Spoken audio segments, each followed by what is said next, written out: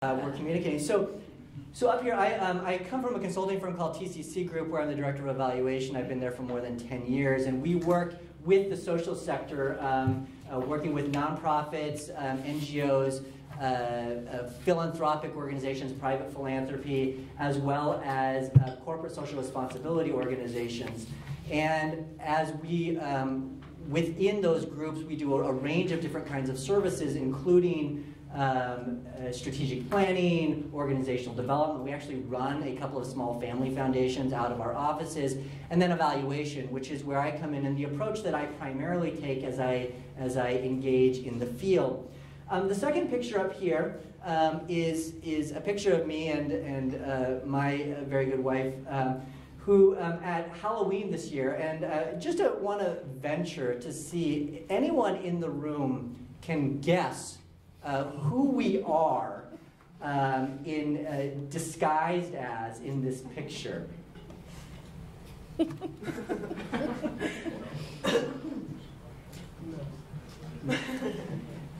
Anyone in the room familiar with Harry Potter? Yes. Or the Harry Potter series? So my wife is playing the awful Dolores Umbridge, and I am playing the inimitable Sirius Black. And I wanted to put this up here today. I wanted a little bit of who I am, but also if you know Harry Potter, a book, a series of books around magic and magicians, wizards, and the alternative to the wizard universe are muggles. And muggles are common everyday folk who don't have magical powers. And so my question today is, what can we as muggles do to build effective coalitions, or is it something that is only possible with supernatural powers?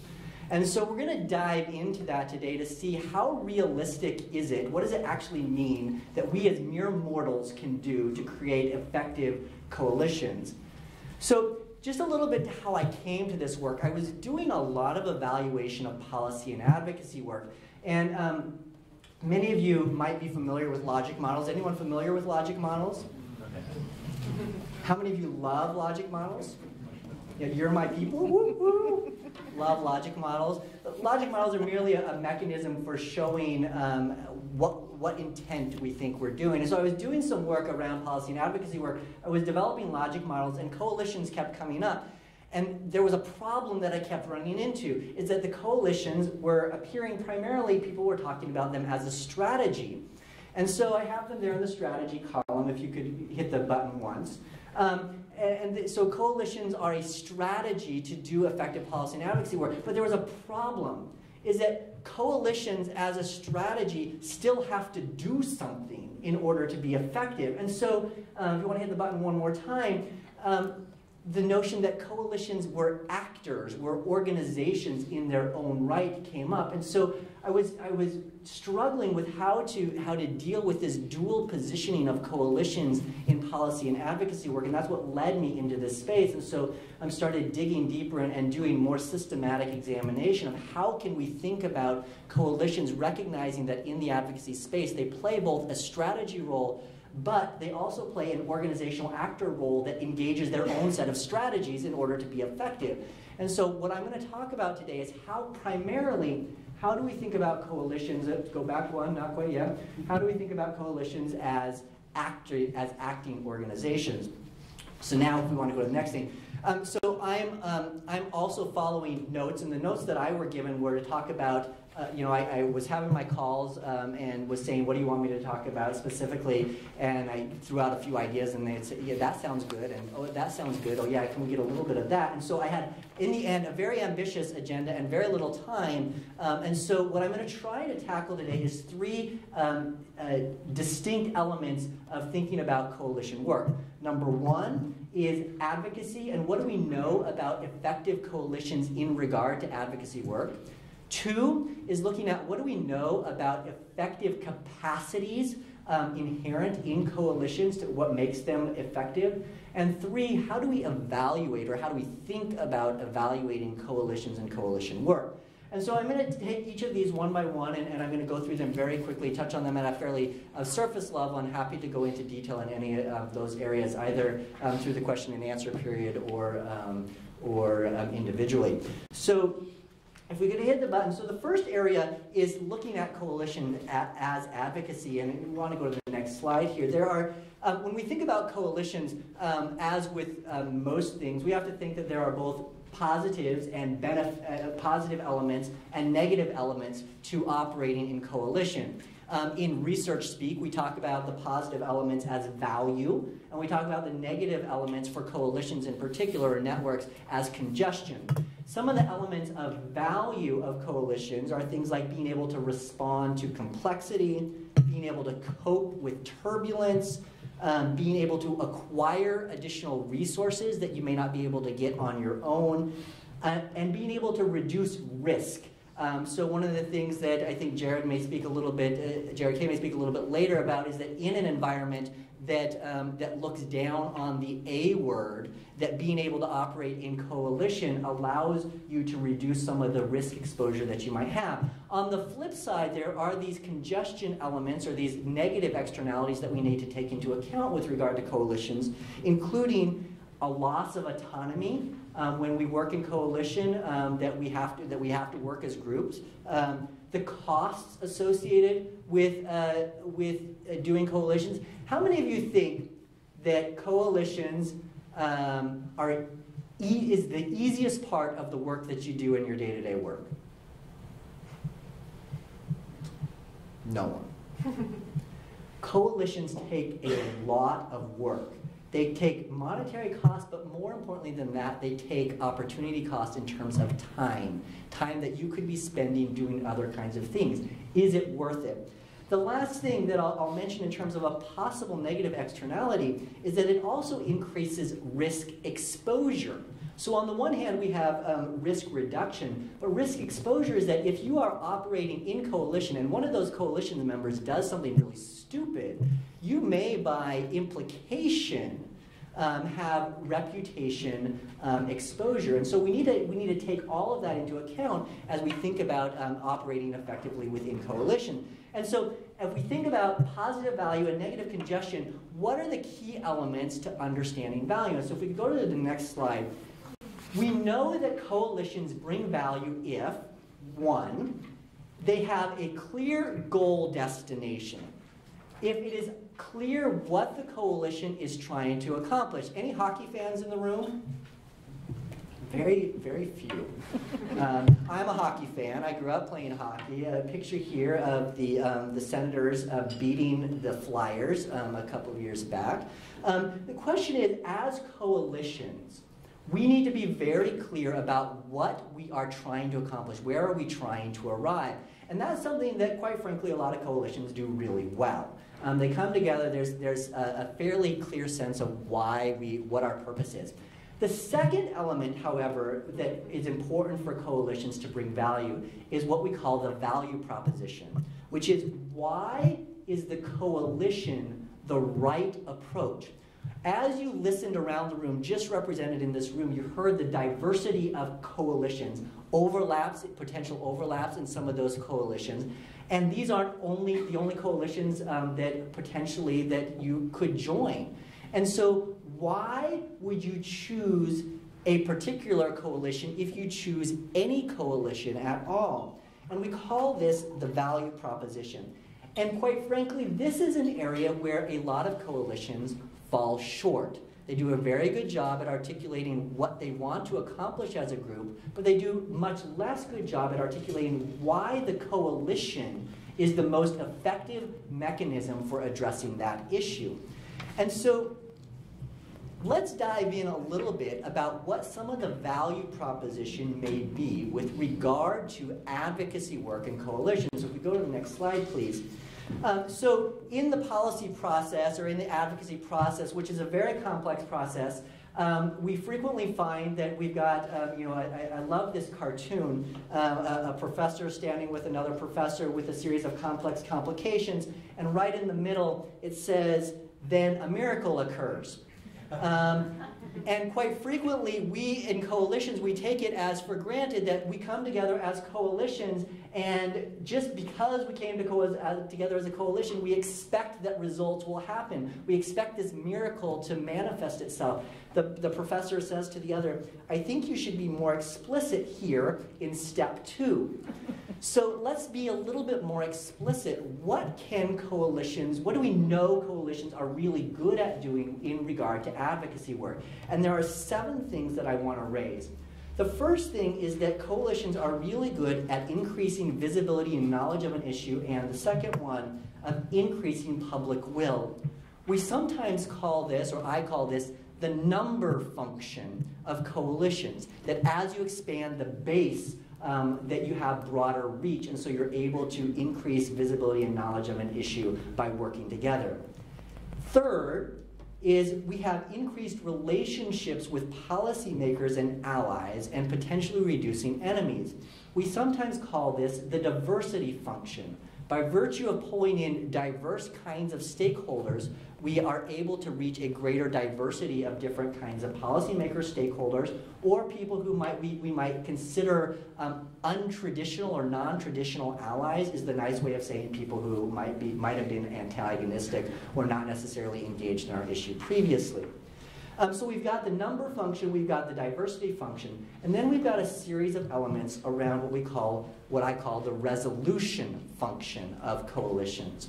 And so some of those resolution things that we know that coalitions are really good at are, 1, overcoming important sticking points in moving an agenda or policy.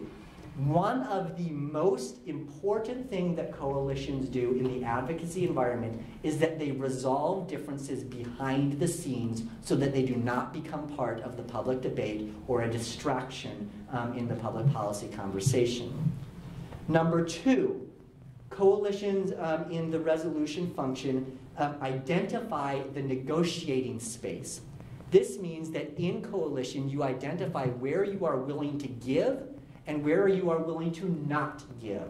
And you do that behind closed doors so that when you engage in the advocacy conversation, there's clarity around what your negotiating principles might be. Because if you come to the advocacy table without a negotiating position, you are not likely to be very successful in the negotiating process, which is policymaking. The next area of the resolution function is clarifying valid information. In today's environment, there is so much information that is out there that it is almost impossible to claim that, or hard to say, that someone is not supporting your issue because of a lack of information. Rather, there is questions about more generally what information do they value or do they not value? And coalitions play an important role in helping define the space of what constitutes valid information in regard to the debate on the particular issue. The final thing that coalitions do really effectively in the advocacy environment is that they are able to do more strategic targeting of decision makers. In today's advocacy environment, micro-targeting is the strategy. It is the only strategy that is being shown to be effective. Coalitions are extremely effective at being able to help devise micro-targeting tactics.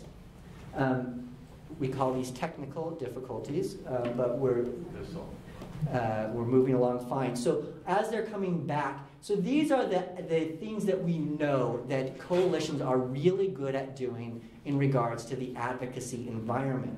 So we're going to shift then from this notion of advocacy, the coalition advocacy, to now that we believe that coalitions can advance specific goals, that they have a specific role to play in the advocacy environment, let's turn to understanding them a bit better. And so the first thing that we need to do, if we go to the next slide, is recognize that within this thing that we call coalitions, we actually are talking about a series of relationships. You want to hit it a couple times. So what makes up coalitions? Coalitions are made up of distinct organizations or individuals, and the organizations are represented by individuals. And so if we have this framework for understanding what coalitions are, if you want to go to the next slide, we have this entanglement of relations.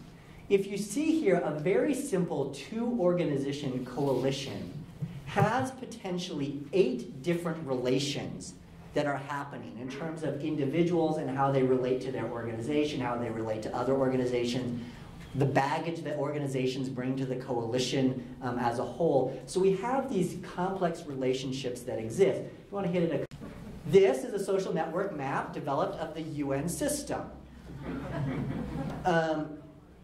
A full disclosure, I worked at the UN for a couple of years, and I can tell you it feels like this from the inside as much as it may look like this from the outside.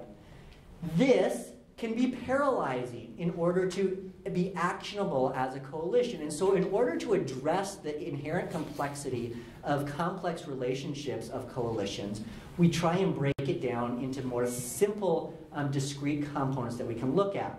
And there are 3 elements that we can look at. We can look at member capacity to be good coalition members.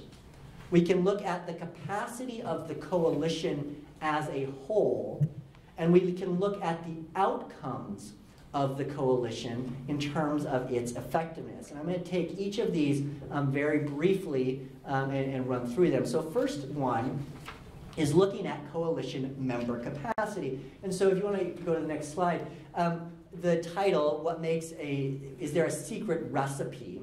The secret recipe, or the secret sauce, associated with being member capacity. And what is member capacity? Member capacity is the capacity of all of those individuals that say that they are a part of your coalition.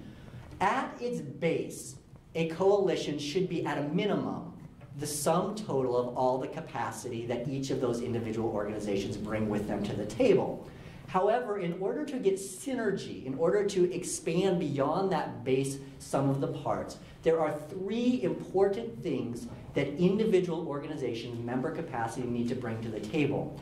Go ahead, we call that the niche, the needs, and the manners.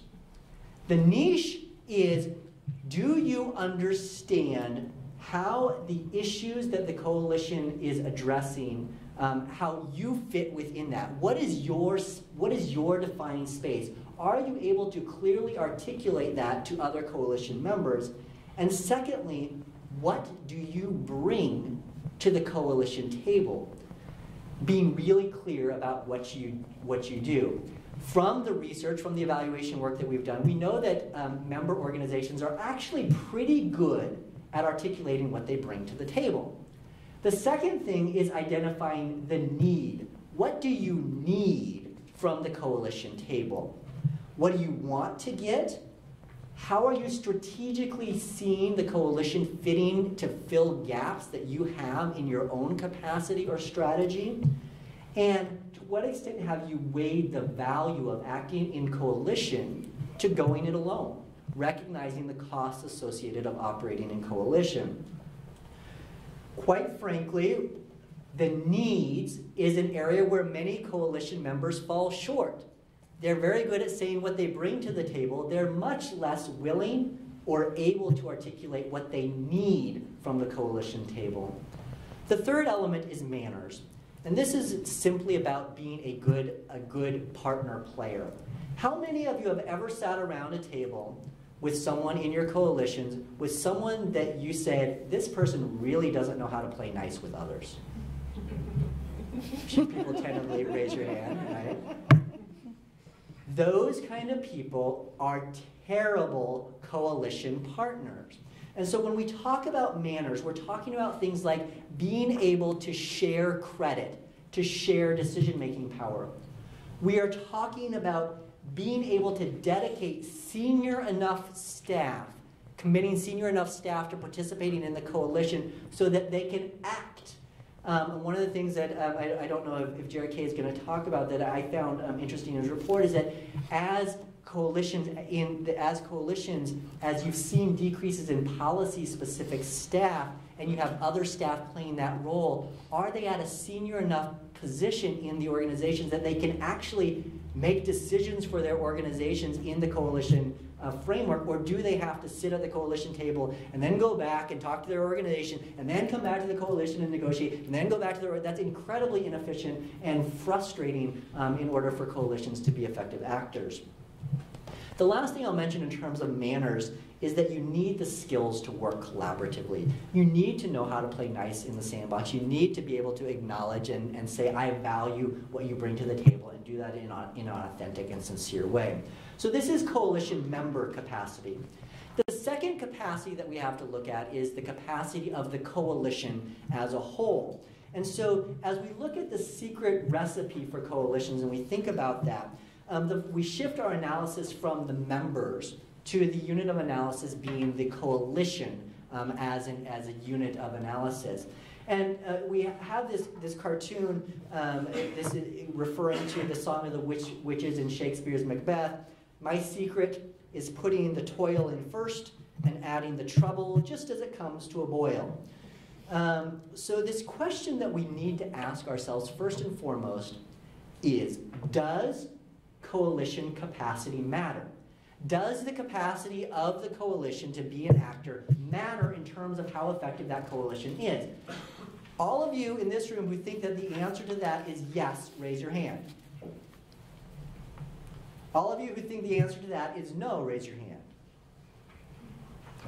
No no's, about 2/3 of the room that say yes and a third that abstained. So in a recent presentation by Penny Foster Fishman, who is a scholar on coalition and network building based out of the United States, she identified 4 elements to getting to change: building the capacity to collaborate, leveraging systems change, realizing changes at the systems level, and achieving change at the population level. And so you go through this process. You build coalition capacity, you leverage that to create systems change, you realize change at the system level, and then as a result of that system level change, you see the results at the population level. In all of her research, she could not draw the correlative association between building the capacity to collaborate and achieving population level change. So I need to be very honest and transparent with you all that in the research, the notion of the direct link between coalition capacity and effectiveness is not direct. Now the caveat. What was effective, what was critical, was the second step about leveraging system change. And to leverage systems change, you need strategy. And in order to have strategy, you need the underlying capacity to develop and execute on that strategy. And so while the direct relationship doesn't exist there, in order to leverage capacity, to leverage system change, you need to have some elements of capacity. And so what do we know about the kinds of capacity that are particularly helpful for leveraging systems change? First of all, we need to understand that in coalitions, we are dealing with a constant tug of war. On the one hand, we have bureaucracy. The tendency of coalitions to increasingly formalize and put in place systems and red tape to control the actions of members. How many of you have ever been part of a coalition that you felt was overly bureaucratic? How did that feel? Was that fun? Felt like you're taped to a wall with red tape, right? So we have this tendency of coalitions to try and create more structure in order to guide how they're doing. At the other hand, we deal with the children's playroom syndrome, or what's known in scientific circles as entropy, which is the natural inclination for things to devolve into disorder. I have 2 sons, and every time I organize their room, it seems to magically devolve into something that looks like this, a disheveled mess of toys strewn about. There is a natural tendency for coalitions to separate in the absence of ongoing reinforcement of the value proposition undergirding that coalition. And so it requires constant attention to that value proposition in order to control against entropy, but at the same time not over-formalizing to the extent that the coalition stops being a coalition and it starts just being like another organization playing in the broad ecosystem of the advocacy environment. So let's talk about a quick set of capacities that we've identified relate to helping address those two things. In the paper, and I don't have time to go into a lot of these, so I will point you to the paper that I did. I go into 4 different types of capacity: leadership, adaptive, management, and technical capacities that you can look at for coalitions. And within each of these, we can dissect them to identify important capacity elements. So for example, in leadership capacity, we know that it is critical capacity to have clarity on rules, procedures, and decision making. There is no right rules, procedures, and decision making. The important thing is that you get clarity amongst the coalition members on those things. 2 is that we know that from a leadership perspective that the coalitions need to be action-oriented. If they are not action-oriented, you have huge dangers of falling into entropy. 3rd is we know that leadership needs to speak from an authentic voice and that there needs to be leadership in the coalitions. From an adaptive perspective, we know that things like the coalitions focus on continuous improvement, in monitoring the environment, and evaluating its members' contributions to the coalition, paying attention to that, are critical capacities for the adaptive capacity. From a management capacity, we know that frequent and productive communications and productive communications, being the operative element of that, are critically important. In addition, we know that from a management perspective, providing clear roles or opportunities for members to participate in the coalition on an ongoing basis are important. Finally, we know that the coalition's ability to deliver on reciprocity, meaning that the coalition members get what they need out of it as well as they give back to the coalition what it needs, is important to manage.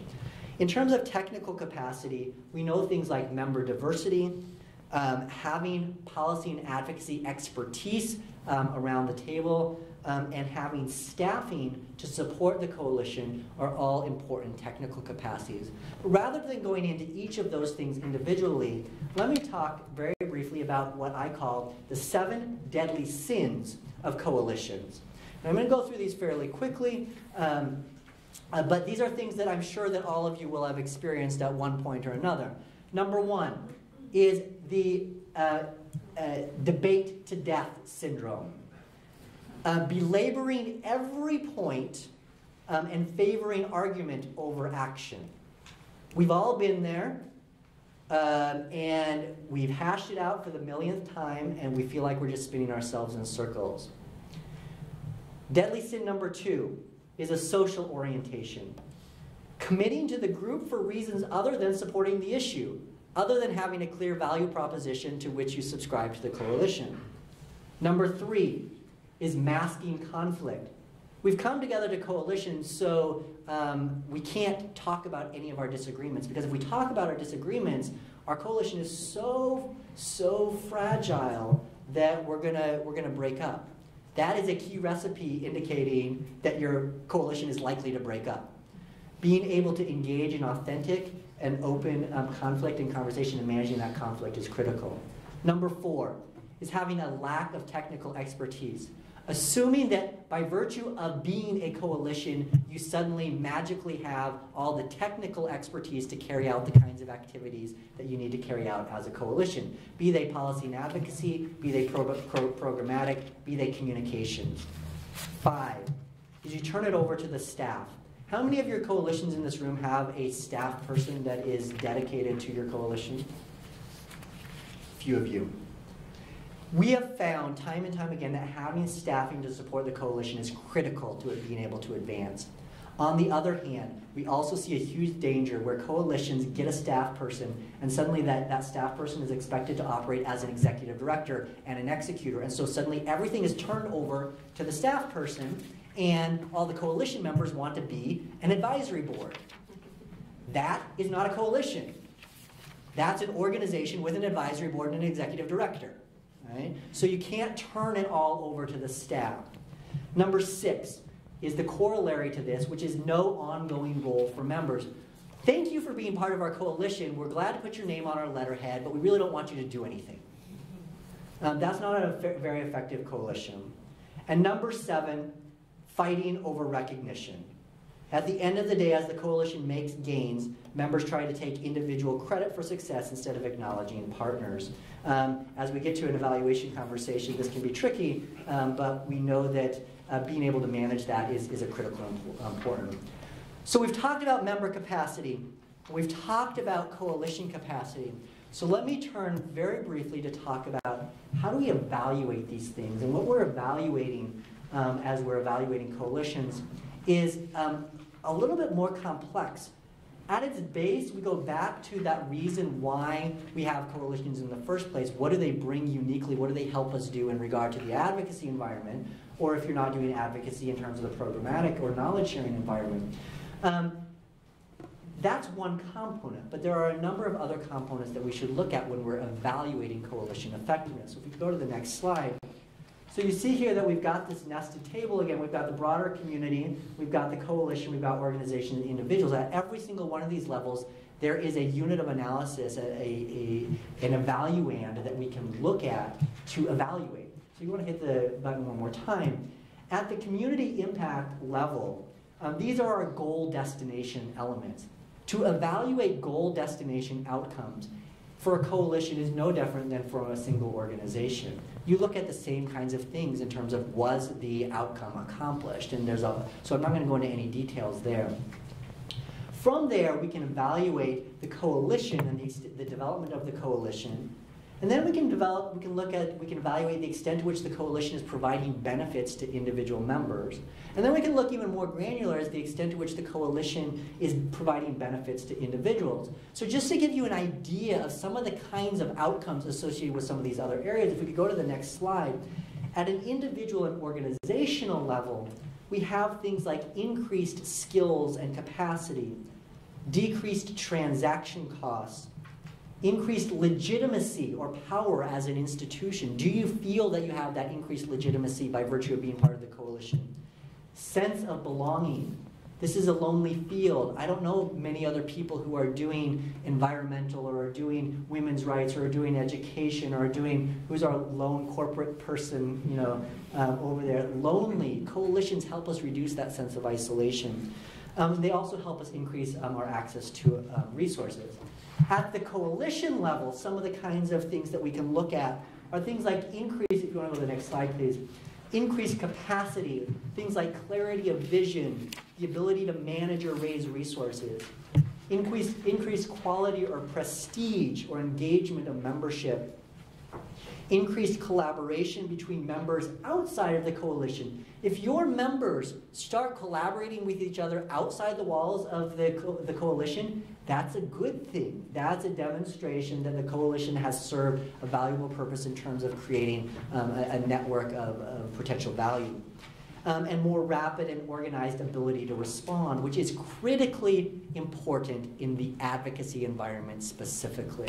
And so you can measure the extent to which the coalition can rapidly deploy processes, ideas, execute against strategy. So these are some of the outcomes that we can look at. We can evaluate all of those using traditional methods of evaluation related to organizational individual capacity building in the same way that we can use traditional methodologies for looking at the effectiveness of the goals that the coalition is trying to accomplish. So that brings us in conclusion, I wanted to leave you with 5 questions for consideration as you think about your coalition work and coalition effectiveness. Number 1, do we have a strategy and do we know where the sticking points are on our issue that our coalition can be effective at managing? Number 2, how clear is our value proposition? What is our potential leveraged action as a coalition as distinct from each of us operating in isolation. Number 3, how action-oriented are we, and how do we define action as a coalition? Is the coalition focused on winnable issues? And winnable can mean issues that you know are going to lose in the policy environment but have other goals that like increasing awareness or putting things more clearly on the public agenda. Number 4, do we have compelling leaders that can tell an authentic story on behalf of the coalition, and do we have diversity in terms of those leaders for different authentic voices that can speak to the issue? And number 5, where are our potential alliances, both within this room, as you saw some organizations participating in multiple coalitions, as you think about overlap in terms of issue areas. The policy environment is so complex that it's very difficult to run an issue on a single track line. And so thinking about when you're dealing with the environment, how do you utilize health strategically in that environmental debate? How do you use corporate interests strategically in that environmental debate are all critical things to be thinking about in terms of the coalition, in terms of potential alliances. And so if you couldn't tell, as you think about these questions and you reflect on, is there a secret recipe or a secret sauce for coalition effectiveness? You want to hit the button one more time. The secret sauce is you and your dedication and commitment to being thoughtful, reflective, and active participants in coalition work. And I am thrilled to have been able to be here with you today. I'm looking forward to the conversation, and I will stop there. Thank you very much.